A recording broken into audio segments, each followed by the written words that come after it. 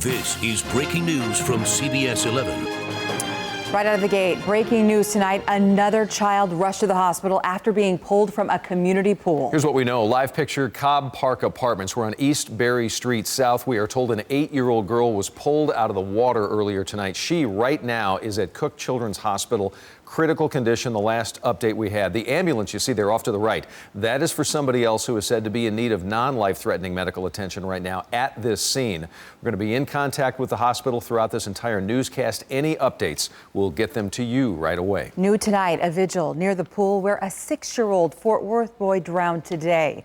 Neighbors prayed for the family. They also released balloons in honor of Micah Wheeler. And tonight, a friend of the 6-year-old's family told CBS 11 the boy was not swimming unsupervised. They are the most responsible, wonderful little family ever.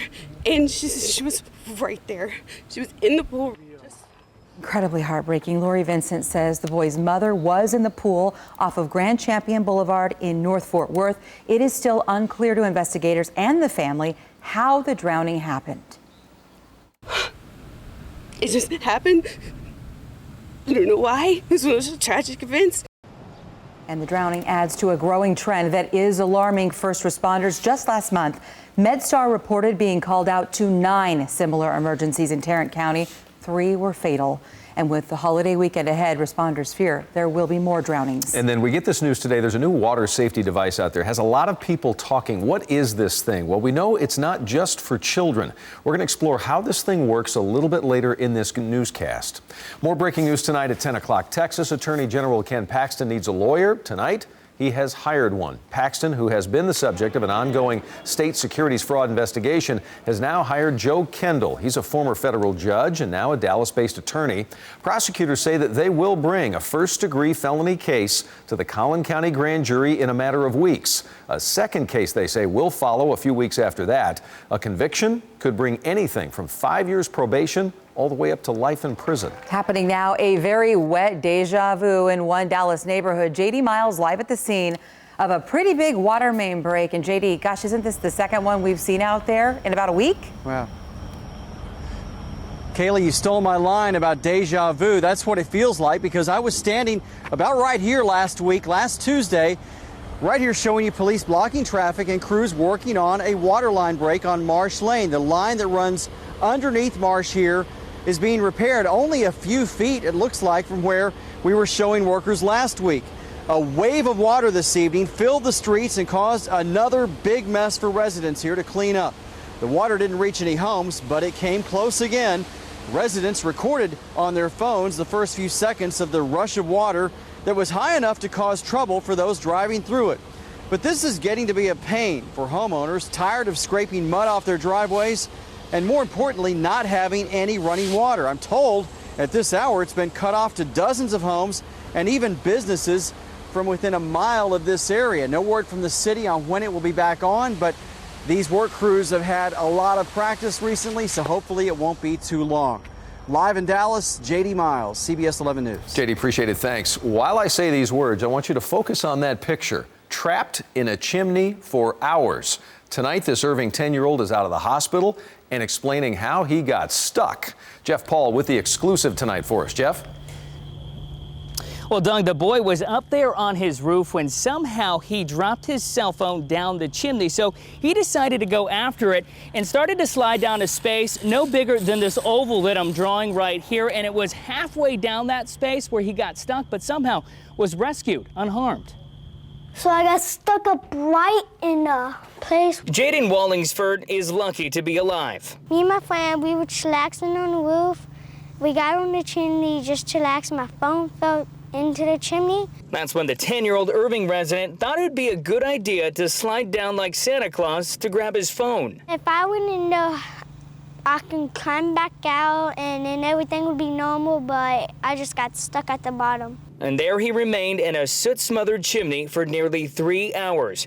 Jaden's friend, Kevin, broke the locked glass door to try to rescue him. I was just mainly worried that he can get out. Struggling, Kevin then ran to his grandma's, who called 911. There is a 10-year-old boy stuck in the chimney. Ma'am, did you say a little boy? Irving firefighters managed to scale the roof, pulling Jaden out without knocking down the chimney.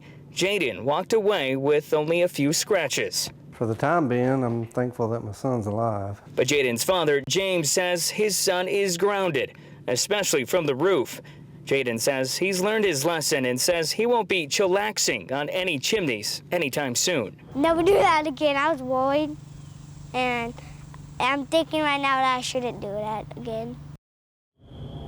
Now, Jaden's father tells us tonight he is thankful for Irving Fire Department, not only for saving his son, but saving his house. And as you see, the chimney undamaged from today's rescue. That little boy now has to do a lot of chores to work off that broken back window.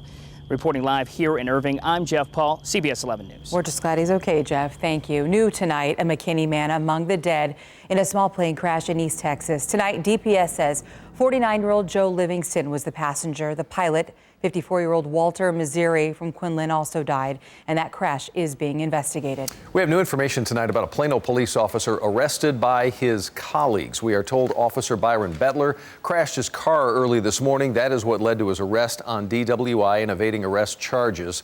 The department not releasing any other details tonight, saying it's an ongoing investigation. Bettler, who is on leave tonight, we know has been with the department for 10 years. Now, the CBS 11 Weather Authority and the most accurate forecast in the state of Texas. Hope you're having a great Wednesday evening. I'm meteorologist Jeff Jamison in for Larry tonight. A breezy start to our day on Thursday. Here's your hour-by-hour forecast tomorrow morning. Temperatures will start right around 76. We'll be in the 80s, though, by 9 a.m., 82 by 10 o'clock. And those southwest winds will continue to be breezy. They've been breezy all day today. It's going to be another windy day tomorrow. The skies have remained clear over most of North Texas this evening, and that has allowed for some great sky viewing. And if you want to catch what's out there, stay tuned. We'll tell you two different things you can look for in the sky right now. And we still have rain in the holiday weekend forecast. The latest on that straight ahead. Jeff, thanks. Tonight, an I-Team investigation that may have you looking twice at your medicine. Texas pharmacies make hundreds of dispensing errors every year. They are disciplined by the state, but that process can take months or more. Our investigative reporter Ginger Allen tonight telling us why in this I-Team alert.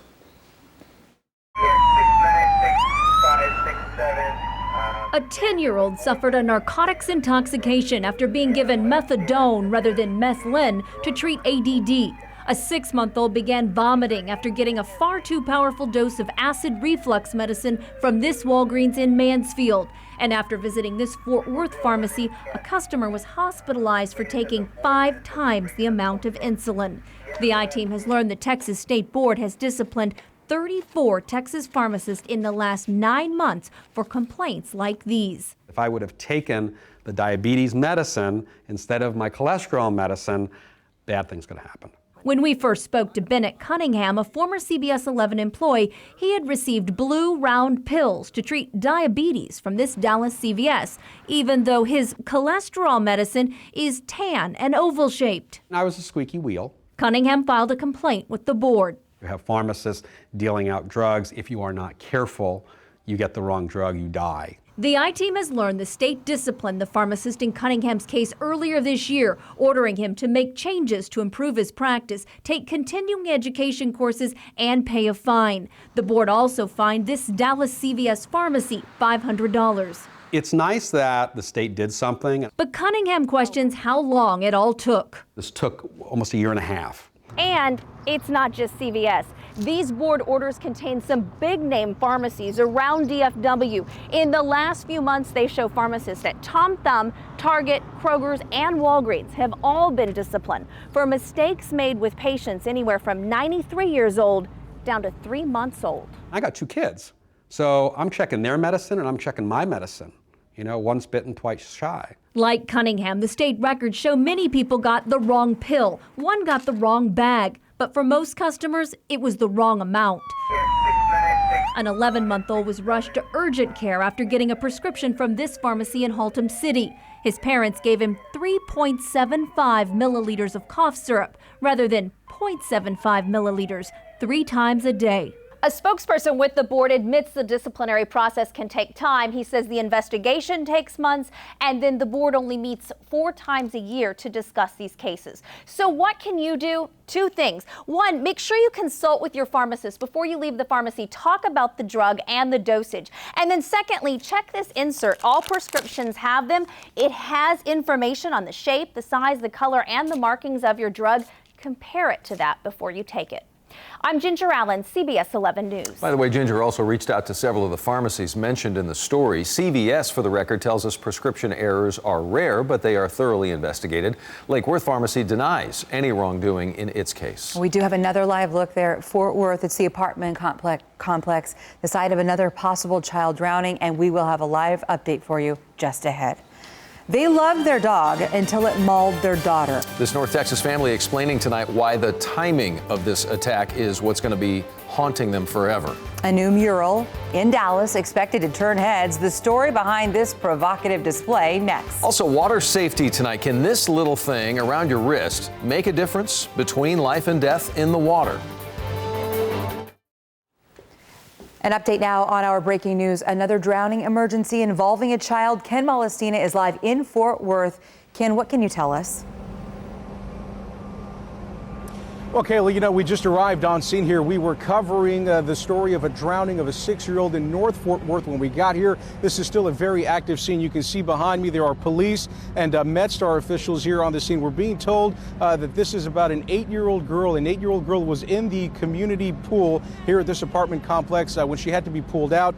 Neighbors saying that the girl was unresponsive. She was taken to Cook Children's Hospital in critical condition where she is at right now. We do not have an update on her current condition, but I've been speaking to neighbors here for the past couple of minutes who say that the child was in that pool with another child, that there were no parents around. The woman who actually pulled her out of the water didn't want to go on camera with us, but she says that as soon as she pulled that girl out, that she was lifeless. They called 911. Of course, MedStar responded here to the scene, grabbed the child, and rushed her to Cook Children's Hospital. But as you can see, still a very active scene here. Police are still here trying to figure out exactly how this happened, but it appears once again that we're dealing with some sort of a drowning or a near drowning emergency at this hour here in Fort Worth. I'm Ken Molestina, CBS 11 News. Ken, thanks, and worth mentioning, we said it earlier, in contact with the hospital tonight. We get any updates in this program, we'll get it to you on the air right away.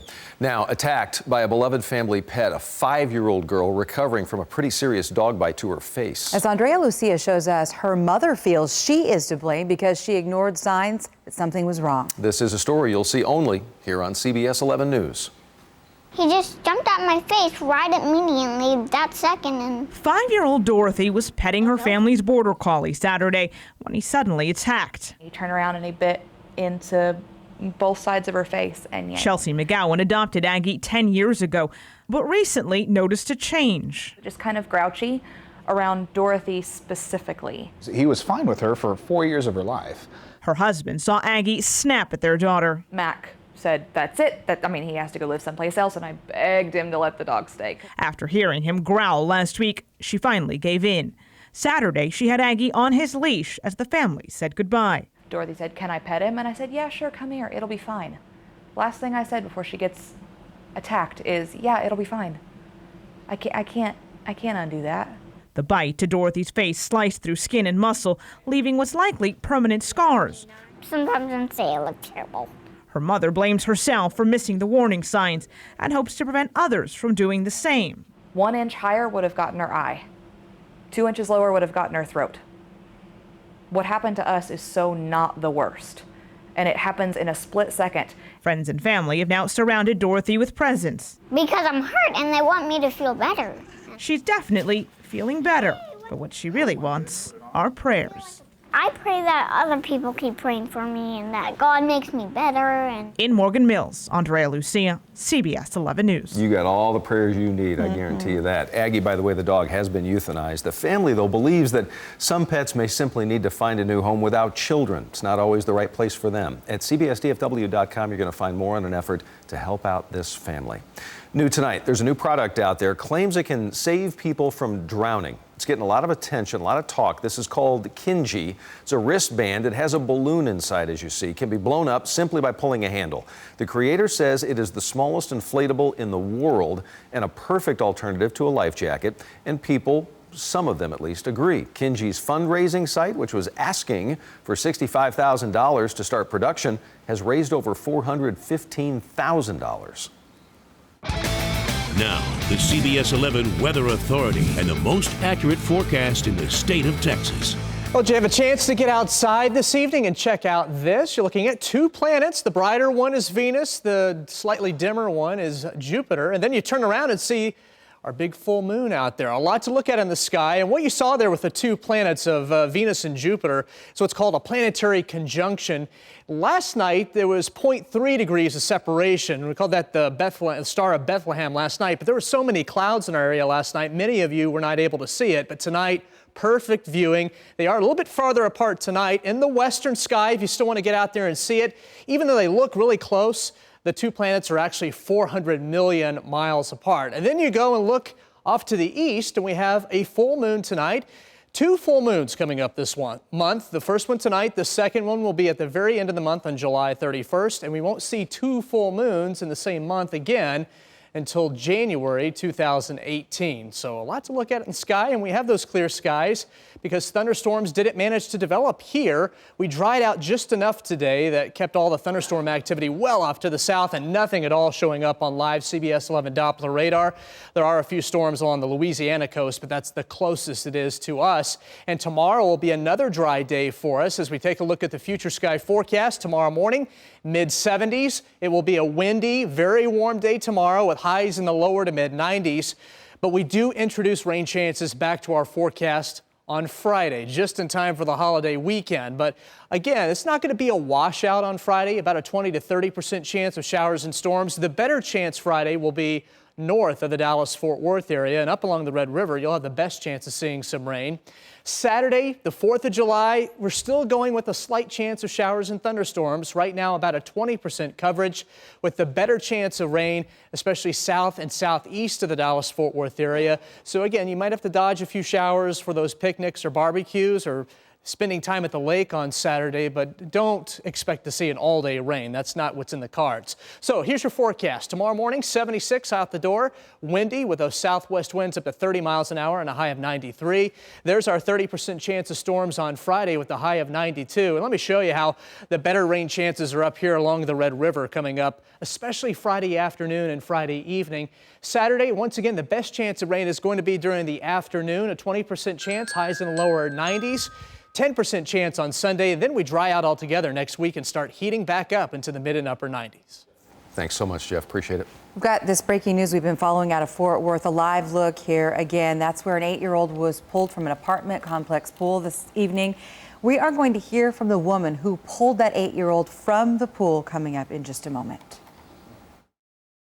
Got new information concerning that 8-year-old pulled out of a Fort Worth pool tonight. Let's get out to Ken Malestina. He is on the scene there. Yeah, guys, we're getting a better idea of exactly what happened. I'm joined right now by Sharon West. Sharon is the woman who pulled this girl out of the water. Sharon, thanks for talking to us. What happened? What did you see? As we came to the pool, me and my grandkids, and so there was a lot of kids in the pool. There's no lifeguard at this pool, and also there's no parents here. You know, so me and the grandkids, we sit down and we started getting in the pool, the 3 feet, as I watched them in the 3 feet. And then about maybe 30 minutes or so later, a little boy comes in the pool, as he in the pool, and he say, I touched somebody in the bottom of the pool. And she haven't came up. Well, you know, I know that investigators are still trying to figure out exactly what happened here, but you saw the girl and you pulled her out of the water. Is that correct? At what point did you know that that girl needed rescuing? She hadn't floated up. And I don't know why she hadn't floated up if she was down there so long. And as the other young lady, her sister, pulled her out of the pool, as we pull her out to lay her on the bank, she was foaming at the mouth, and her eyes was white.